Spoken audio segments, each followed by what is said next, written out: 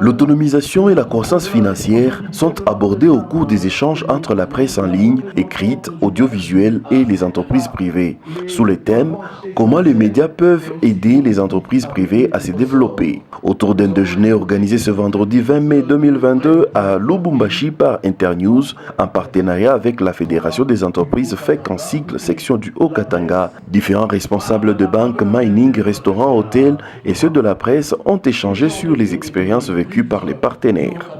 En plus des mots de promotion traditionnels qui comprennent notamment les actions de marketing sur terrain et dans les points de vente, ou encore les sponsoring et autres actions hors médias, les entreprises s'intéressent de plus en plus à la promotion de leurs produits et services à travers les médias et surtout les médias en ligne.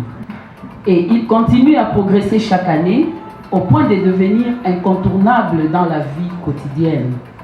Les médias en ligne se sont de plus en plus imposés comme des formidables outils de communication pour les organisations tant du secteur privé que ceux du secteur public.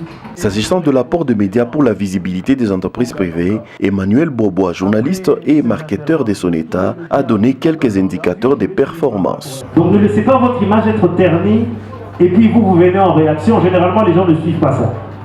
Les gens vont suivre la première information qui est donnée. Après, tout ce que vous allez raconter, ça reste des justifications. Mais dans les moments difficiles, dans les moments de crise aussi, prenez le devant et faites-le. Soignez cette relation avec la presse, invitez-les. La radio et la télévision, ils ont cette capacité de garder votre réputation. Pour comprendre que le budget média, ce n'est pas une dépense, mais c'est un investissement. À cette rencontre, Task Force Média, spécialisée dans la communication, affichage de panneaux publicitaires, son directeur général, M. Pati Songolo, saisit de l'occasion pour exhorter les entreprises minières particulièrement à contracter les médias pour leur publicité.